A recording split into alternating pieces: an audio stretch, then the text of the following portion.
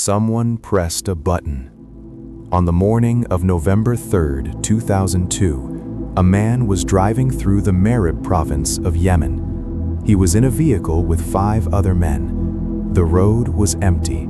The sky was clear. At some point in the journey, a missile struck the vehicle from above. All 6 men died. No court had tried them. No judge had reviewed the evidence. No government had publicly acknowledged that they were targets. The decision to kill them had been made in a building thousands of miles away by people whose names remain classified, using intelligence that has never been made public, processed in part by systems that did not exist 10 years before. One of the men in that vehicle was a senior Al-Qaeda operative. The other 5 were riding in the same car. That strike, the first known targeted killing by an armed drone outside a declared war zone, was authorized by human beings. A human commander signed the order. A human operator, seated at a console in a building with air conditioning and fluorescent lights, pressed the button that released the missile. In the official record, the chain of human accountability is unbroken. What is harder to account for is everything that happened before the button was pressed. The signals intelligence that identified the target, the metadata analysis that confirmed his location, the behavioral profiles that assessed the risk of the other occupants, the probability calculations that determined the strike was justified. By 2002, significant portions of that process were already being handled by machines. Not the final decision, not yet, but the information that made the final decision possible, the intelligence that made the case, the data that closed the argument before the human being in the room had a chance to open it.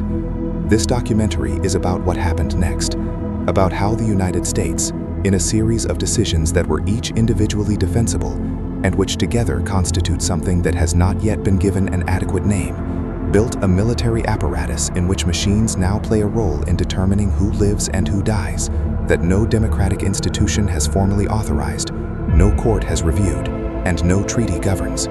This is not a story about the future. It is a story about what is already happening. The weapons are deployed. The algorithms are running. The contracts are signed. We are not standing at the edge of something. We are already inside it. The eye that never blinks. The drone began as an eye. Before it was a weapon, it was a way of watching, of keeping a gaze fixed on territory too dangerous, too distant, or too politically inconvenient for a human being to enter. The logic was clean. If you can see something from far enough away, you cannot be blamed for being there. You are not there. You are watching from somewhere else. The presence is the camera's. The responsibility is harder to locate. Over Vietnam in the late 1960s and early 1970s, Ryan Firebee drones flew more than 3,000 reconnaissance missions. They carried cameras, they flew pre-programmed routes. They returned, or they didn't, and the film was recovered and analyzed. There was no real-time feed. There was no live operator at a console. The drone went out, and the drone came back, and humans looked at what it had seen.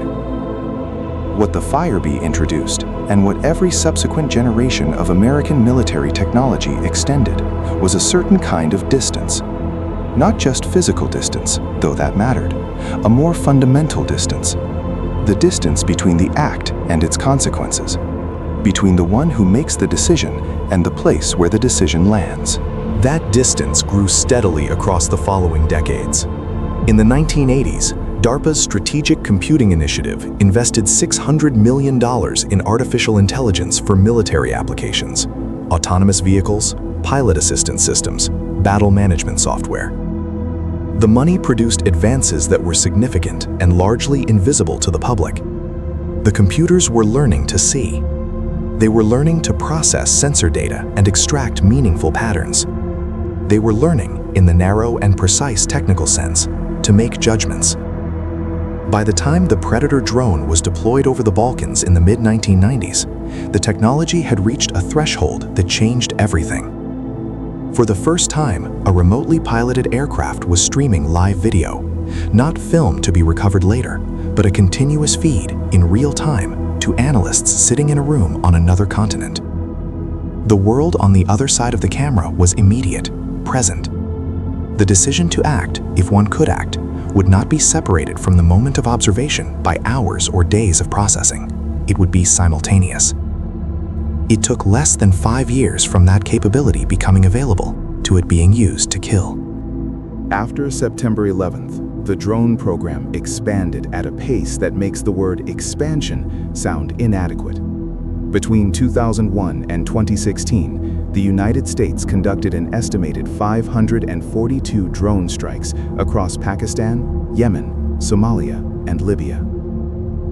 The number of people killed in those strikes, combatants and civilians combined, is disputed, classified in its operational details, and in some cases, simply unknown. The Bureau of Investigative Journalism, which has tracked the program longer and more rigorously than any government body, estimates that between 800 and 1,750 civilians were killed. Other estimates are higher. The government's own figures have never been made fully public. What is known is that behind each of those strikes was an intelligence process of increasing automation. Analysts could not keep up. The volume of surveillance footage being generated by drones flying continuous orbits over conflict zones, what the military called persistent stare, exceeded by enormous margins the capacity of human beings to watch it. An algorithm that could automatically flag motion, identify vehicle types, recognize patterns of behavior, that algorithm was not optional. It was operationally necessary. And once it was operationally necessary, it became operationally trusted. And once it was operationally trusted, it became operationally authoritative. The NSA program called Skynet, and someone in that building chose that name, and no one stopped them, applied machine learning to the phone records of millions of people in Pakistan. The system analyzed who called whom, how often, from where, at what times of day. It built behavioral profiles, it assigned scores. A high score meant you were probably a terrorist. A high score could put you on a list could get you killed. The accuracy of the system has never been independently verified. The false positive rate, the percentage of people flagged as threats who were not threats, is classified. What is not classified is the logic. The logic is that it is operationally acceptable to act on a probability. That a machine's assessment of likelihood is sufficient, when combined with other factors, to justify the use of lethal force against a human being who has not been charged with any crime, tried in any court, or informed that they are being evaluated. That logic was not invented by the drone program. It was inherited from a longer history of American counterterrorism policy. But the drone program normalized it, systematized it, scaled it, and embedded it in the operational culture of the most powerful military on Earth. Google knew. Then Google left. The weapons stayed. In April 2017, the Pentagon awarded a contract to Google. The project was called Maven. The task was specific. Apply computer vision algorithms to drone surveillance footage. Automatically detect vehicles. Automatically classify structures. Automatically track the movement of people across hours and days of video. Free the human analyst from the work of watching, so that the human analyst could focus on the work of deciding. Google accepted the contract. Its engineers began working with Pentagon data. The algorithms improved. The system was deployed in active operational environments, which is to say, in places where the United States was conducting strikes, and where the footage being analyzed was being used, directly or indirectly, to inform targeting decisions. For approximately a year, this happened without the knowledge of most of the people doing the work. Then someone talked. Internal documents circulated. Employees who had thought they were building search recommendations and photo filters discovered they were building targeting infrastructure for the United States military. More than 4,000 of them signed an open letter to the CEO. The letter was measured in its language and devastating in its implication. We did not agree to this, and we do not agree to this now. Several engineers resigned.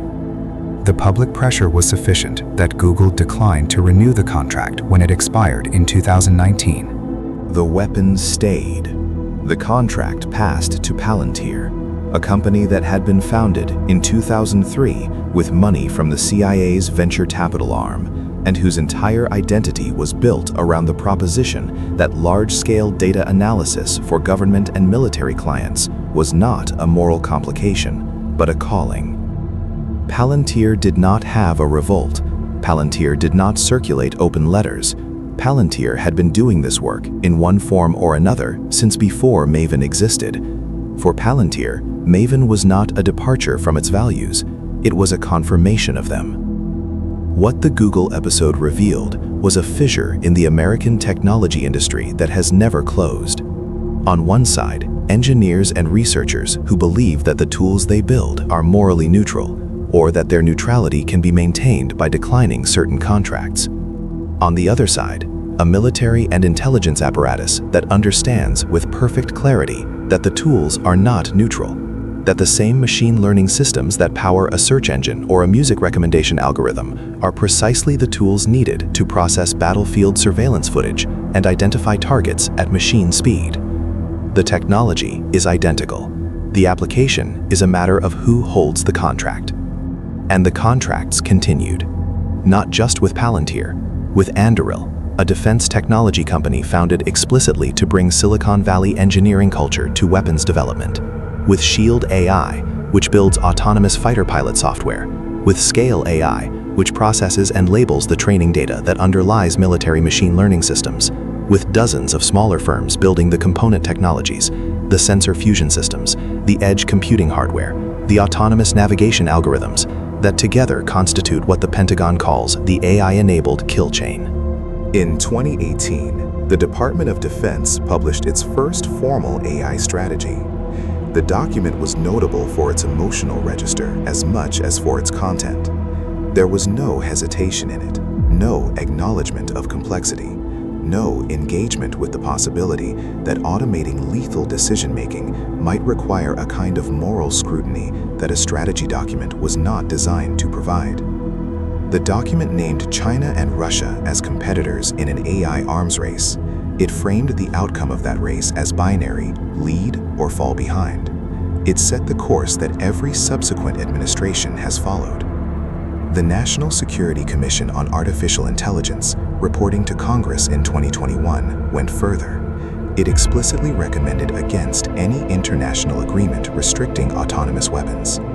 Its argument was the argument that arms races always make, that restraint, unless universal and verifiable, is indistinguishable from surrender.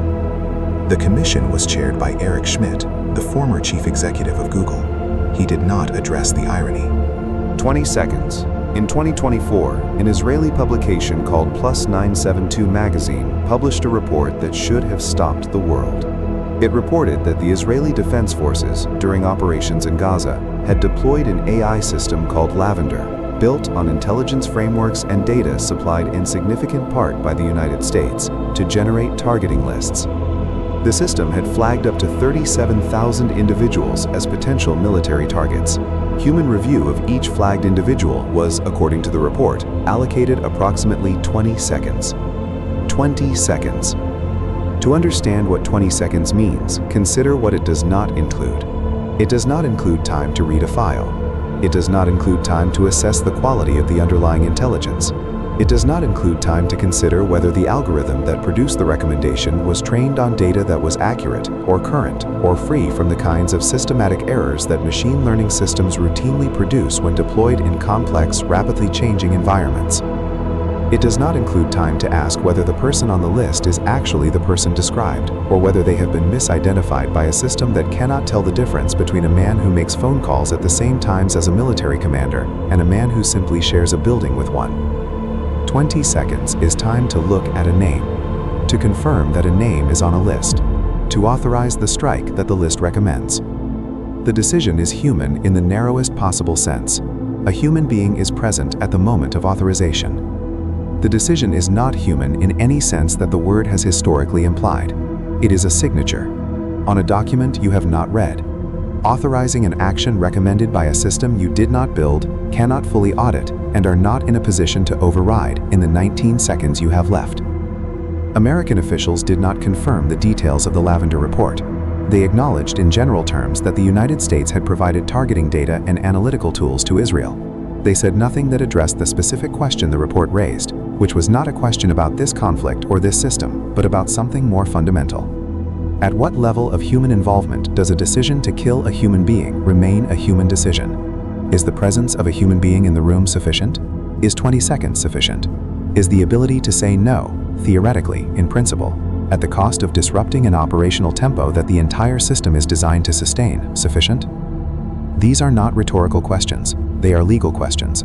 They are questions that determine whether the laws of war, the Geneva Conventions, the principles of distinction and proportionality and military necessity that humanity spent a century building after its worst atrocities, apply to what is being done in these targeting rooms. And they are questions that no American court, no congressional committee, and no international body has been asked to answer in a binding way. In the same year that the Lavender report was published, the United States Air Force confirmed that an AI-controlled F-16 had defeated a human pilot in a series of close-range dogfights at Edwards Air Force Base. The AI won not because it reasoned better than the human, it won because it processed sensor data and executed maneuvers faster than the human nervous system allows. The human pilot's reaction time, measured in fractions of a second, was the margin of defeat. The machine had none. The Air Force did not express concern. It accelerated procurement of autonomous combat aircraft. It awarded contracts to Boeing, to General Atomics, to Northrop Grumman for what it called collaborative combat aircraft, autonomous wingmen that would fly alongside manned fighters, carry weapons, and make engagement decisions within parameters set by their human partners. The program is not a prototype anymore. The aircraft are being built. The weapons will be loaded. The parameters will be written by people who are not pilots and will not be in the cockpit. The distance, again, is growing. The button is being moved further and further from the moment it strikes. The paperwork says it isn't happening. On the first day of 2025, the new American administration rescinded the previous administration's framework on artificial intelligence safety. The framework had required that developers of the most powerful AI models notify the government before deploying them, submit to independent safety testing, and assess the risks of misuse. It was imperfect. It was insufficient. It was the only thing that existed. It was eliminated in the first hours of a new presidency on the grounds that it impeded American competitiveness. No replacement was offered. None has been announced. Within the same week, a $500 billion public-private AI infrastructure initiative was announced. The partners were OpenAI, SoftBank, and Oracle. The stated purpose was economic and strategic, to ensure American leadership in AI at a moment when that leadership was described as existential. The data centers being built will train models of a scale and capability that did not exist when this decade began. Those models will have military applications. That is not speculation. It is the stated purpose of the investment. The Replicator Initiative, which aims to field thousands of autonomous military systems across all warfighting domains within 2 years, continues. The concept of mosaic warfare, in which a human commander sets an objective and an AI system executes it through networks of autonomous platforms operating at speeds no human can monitor, has moved from DARPA research into operational prototyping. The human is nominally in command. The human sets the goal. What happens between the goal and its achievement, in the space of milliseconds and automated decisions, is no longer within the human's capacity to oversee. There is a phrase used in these circles: meaningful human control. It appears in policy documents, in legal analyses, in the guidelines that the Department of Defense publishes to reassure Congress and the public that the machines are not acting alone. Meaningful human control. The phrase does not define what meaningful means. It does not specify what level of involvement, what degree of understanding, what capacity to intervene, constitutes the threshold. It is a phrase designed to close a conversation before it begins, to say there is a human in the room, and therefore the question of accountability has been answered. The question has not been answered. The question has not been asked, not in any forum that has the power to compel an answer. The United States has declined to participate in international negotiations on autonomous weapons at the United Nations Convention on Certain Conventional Weapons. Its stated position is that existing international humanitarian law is sufficient to govern whatever autonomous weapons systems are developed and deployed. It is the same argument made about cluster munitions before those were banned. It is the same argument made about landmines. The argument is that new weapons do not require new law, that the old principles, interpreted correctly, are adequate for technologies that the people who wrote those principles could not have imagined. Perhaps that is true. Perhaps the laws of armed conflict, properly interpreted, do place meaningful constraints on autonomous weapons systems even in the absence of a specific treaty. But meaningful constraints require enforcement. They require courts with jurisdiction. They require a process by which the people harmed by automated military decisions can seek accountability. None of that exists. The man in the vehicle in Yemen in 2002, if he was the wrong man, if the algorithm was wrong, if the intelligence was wrong, had no recourse. Neither does anyone killed by a system that makes decisions in 20 seconds, or in 2 seconds, or in 2 milliseconds, based on a recommendation generated by a model trained on data that no external party has reviewed. The machines are running. They are running in the deserts of the Middle East, and in the airspace above conflict zones, and in server rooms in Virginia, where the targeting algorithms process intelligence feeds around the clock, without rest, without doubt, and without the capacity to feel the weight of what they are doing. They do not feel weight. That was supposed to be what made them different from us. That was supposed to be the reason a human being had to be in the loop, because a human being could feel the weight, and that weight was supposed to slow the hand, was supposed to make the decision harder, was supposed to be the last friction between calculation and killing. We are removing the friction. We are building systems specifically designed to remove it. We call it efficiency. We call it decision superiority. We call it staying ahead. In the documents, in the strategy papers and the procurement guidelines and the rules of engagement, there is always a human being, always a meaningful decision, always a moment of accountability that is, on paper, indistinguishable from the moments of accountability that the laws of war were written to protect. The paperwork says it isn't happening. The machines are running.